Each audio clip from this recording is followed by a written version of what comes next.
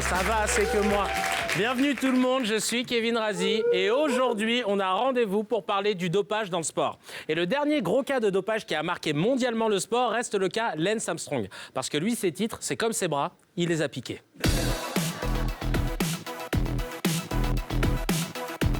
À tous les sceptiques, je suis désolé pour vous que vous ne puissiez pas rêver, pas croire au miracle.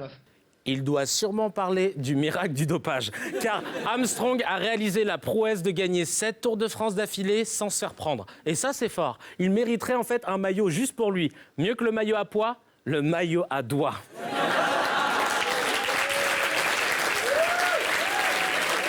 Je vais être honnête avec vous.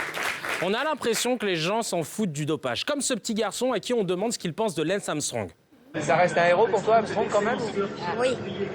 C'est un tricheur, mais il a gagné. Même lui, il le sait qu'Armstrong a triché, tu vois. Alors qu'en réalité, pendant longtemps, Armstrong a nié. If it can't be any clearer than I've never taken drugs, then incidents like that could never have happened. Okay. How clear is that? Ça me rappelle quelqu'un. Je n'ai pas, monsieur le député, je n'ai jamais eu de compte à l'étranger, ni maintenant, ni avant. Comme quoi, faut se méfier des mecs qui disent « je n'ai jamais ». Bon, évidemment, ceux que ça n'a pas fait rire du tout, c'est les sponsors. Et un des sponsors de Lance Armstrong, c'est l'US Postal qui appartient à l'État américain. L'ancien coureur reconnu coupable de dopage va devoir faire face aux poursuites du gouvernement américain. Ce dernier réclame près de 100 millions de dollars à Armstrong. Motif, le préjudice subi par l'État américain lorsqu'Armstrong courait pour l'équipe US Postal. Quel préjudice ? À mon avis, c'est pas le fait de se doper, en fait. Les gars, Lance se dope. Ouais, et alors ? Mais il l'a avoué. Ah merde ! Faut récupérer l'oseille. Procès. Car le plus fou, c'est que Lance Armstrong n'a jamais été contrôlé positif. Il était tellement en confiance qu'il a même fait une pub pour Nike en mode culot x 1000. Everybody wants to know what I'm on. What am I on? I'm on my bike, busted my ass 6 hours a day. Quel culot, le mec! Il remporte 7 Tours de France après avoir eu un cancer des testicules. Et à quoi je carbure? Au gros mytho, mec! Si Lance Armstrong s'est fait attraper, c'est parce que son ex-coéquipier Floyd Landis l'a balancé après s'être fait choper lui-même. Floyd, s'il avait été juif en 40, ça aurait été très chaud. Comment vous m'avez retrouvé? Parce que les gens qui sont dans le garage d'en face, ils sont 50, ils sont moins bien cachés. Venez, je vous montre. Venez regarder là-bas. Le rageux. Mais comment ils ont fait pour tricher pendant si longtemps? Ça se voit qu'ils sont dopés quand même. Il y a encore quelques années, le Tour de France était suivi par des motos. Maintenant, c'est des hélicos. Et ça n'étonne personne. Faut que ce soit des rafales pour qu'on commence à se poser des questions. Voici les techniques qui ont été utilisées pour contourner les contrôles. Et c'est l'ancien coéquipier d'Armstrong qui nous propose un petit tuto dopage. Ils enlevaient ça, comme ça. C'est ça. C'est ça. C'est ça.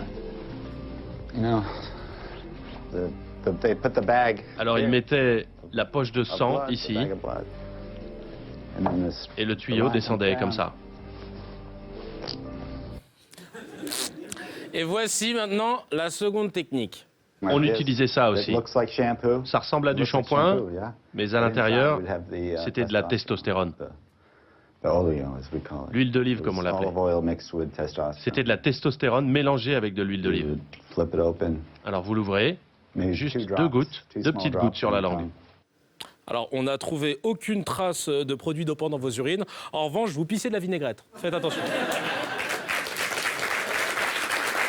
Le vrai problème avec les contrôles antidopage, c'est que pour être contrôlé positif, il faut déjà que l'athlète ait pris un produit interdit, dont voici la liste, établie par l'Agence mondiale antidopage.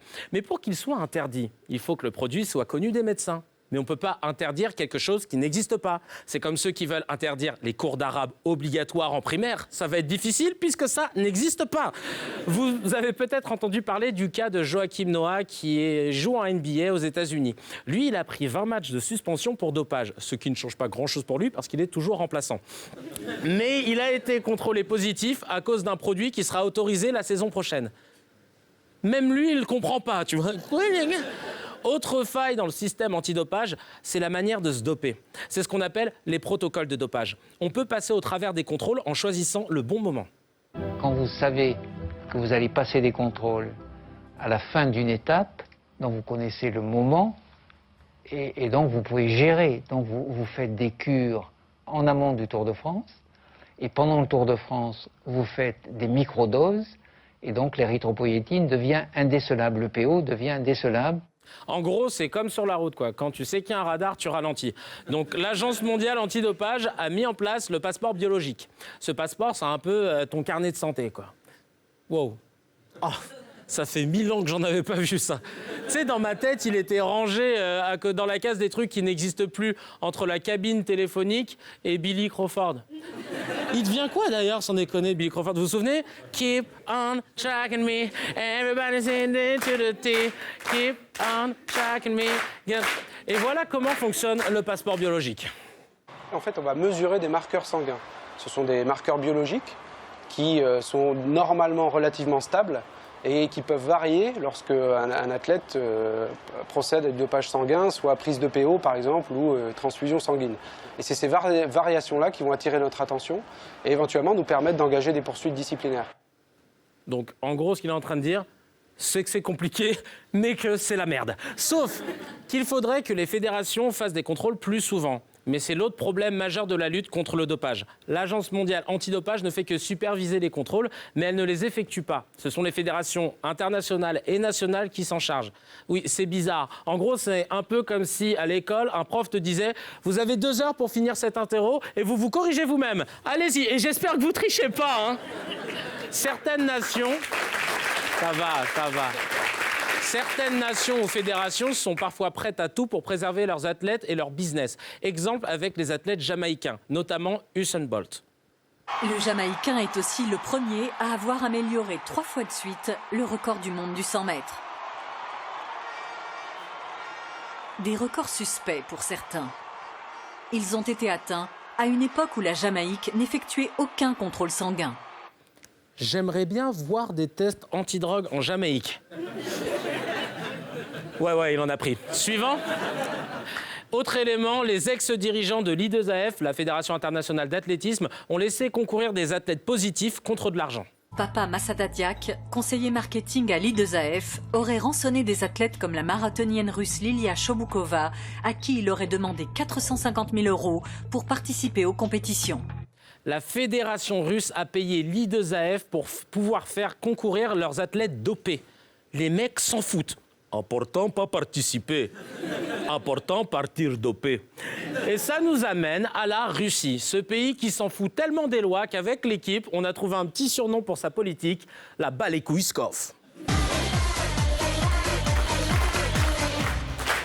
Pour vous expliquer la méthode russe, l'Agence mondiale antidopage a publié un rapport. Le rapport McLaren est sorti et il est accablant envers la Russie. Il dénonce un système de dopage d'État sécurisé, autrement dit, une tricherie impliquant le gouvernement et les services secrets russes. Ils font appel aux services secrets pour trouver des flacons de pipi. Ils n'ont rien d'autre à faire qu'aller chercher des flacons de pipi, sérieux.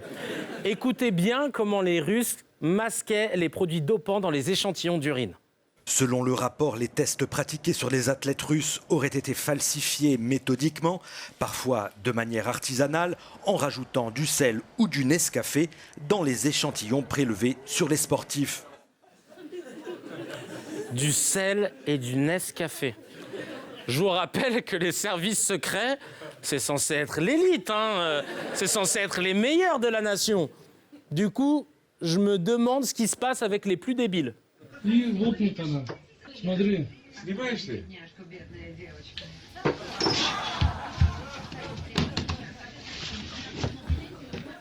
Et ce qui est génial en plus, c'est que personne ne panique, hein. Enlève feu sur moi, c'est très chaud. Et resserre-moi vodka.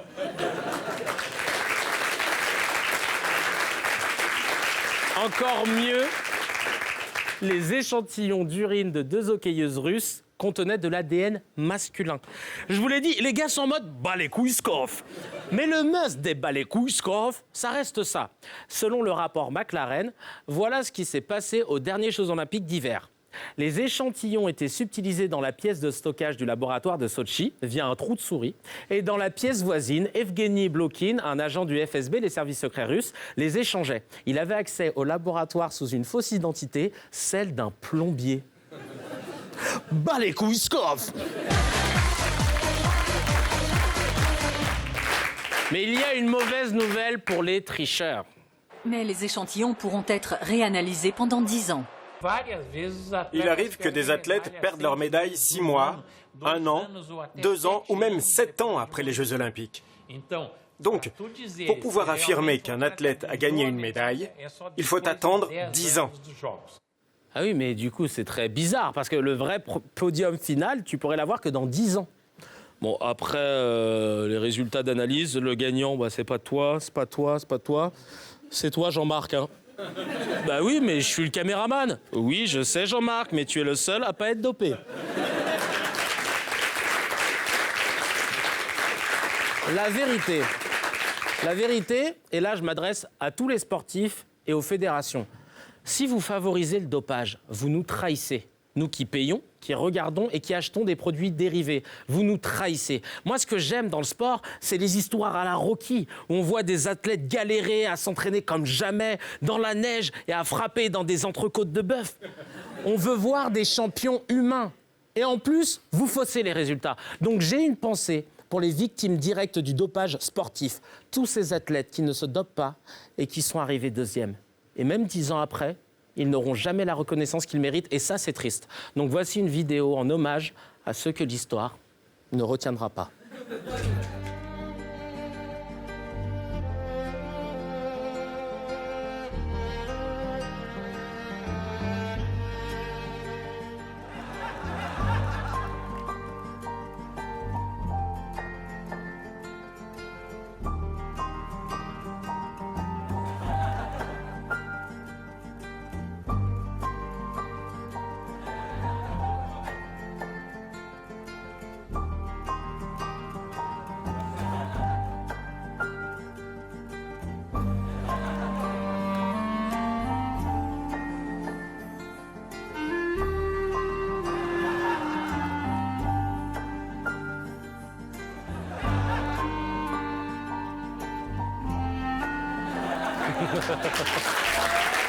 Merci à tous et à très bientôt pour un autre rendez-vous. Merci beaucoup. Merci.